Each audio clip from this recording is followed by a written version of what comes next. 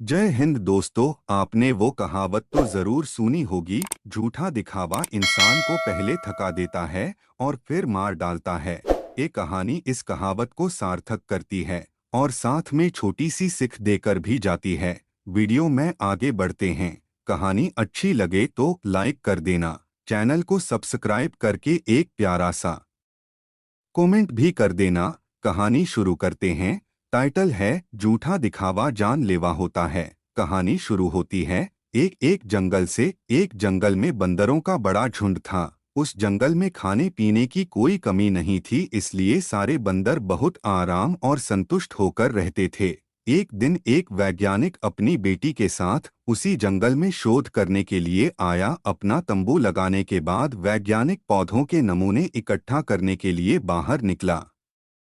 लेकिन लड़की तंबू की सुंदरता को देखकर रुक गई। उसने पहले जमीन पर एक पुराना कालीन रखा और उस पर एक बिस्तर बिछाया। तंबू के बीच लालटेन लटकाई और उसके नीचे एक छोटी मेज और सफेद सेब से भरा कटोरा रख दिया। वह सेब देखने में बहुत ताज़ा, खूबसूरत और बड़े लग रहे थे।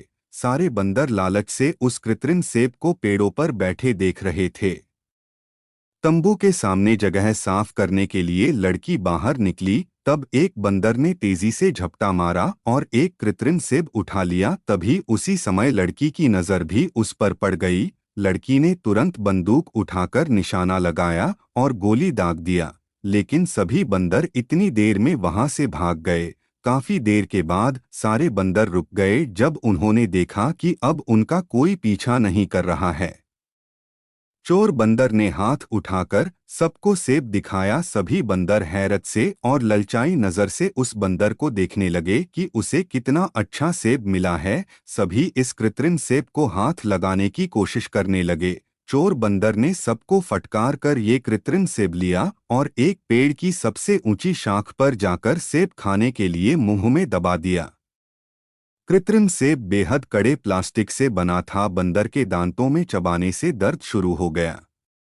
बंदर ने 2-3 बार और कोशिश की, लेकिन हर बार दर्द होने लगा। उस दिन चोर बंदर ने पेड़ की उसी शाखा पर भूखा रहकर गुजारा। अगले दिन वह पेड़ से नीचे आया। सभी बंदरों ने उसे सम्मान से देखा, क्योंकि उसके हाथ में वो कृत्रिम सेब मौजूद था। दूसरे बंदरों से मिलने वाला सम्मान को देखकर चोर बंदर ने सेब पर पकड़ मजबूत बना ली। अब दूसरे बंदर फलों की तलाश में निकले और एक पेड़ से दूसरे पेड़ तक कूदकर फल तोड़ तोड़कर खाने लगे। चोर बंदर के एक हाथ में कृत्रिम सेब था, इसलिए वो पेड़ पर नहीं चढ़ सका। वो सेब को हाथ से नहीं छोड़ना चाहता था, इसलिए वह दिन भर भूखा प्यासा रहा और यही सिलसिला आगे कुछ दिन तक चलता रहा।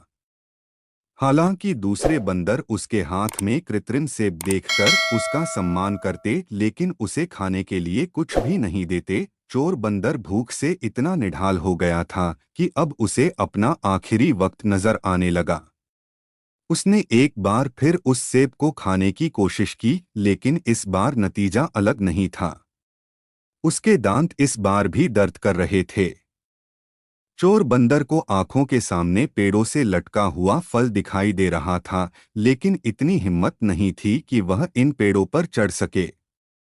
धीरे धीरे उसकी आंखें हमेशा के लिए बंद हो गई। जैसे ही उसकी जान निकली, कृत्रिम सेब पर पकड़ ढीली होने से वो उसके हाथ से बाहर लुढ़क गया।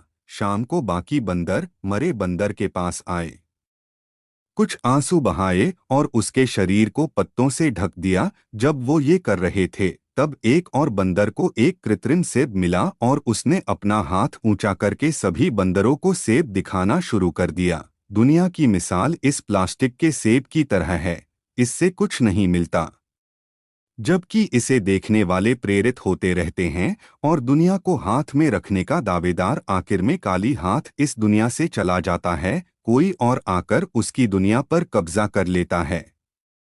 झूठा दिखावा इंसान को पहले थका देता है और फिर मार डालता है। धन्यवाद। कहानी अच्छी लगे तो शेयर जरूर करना। Thumbs up.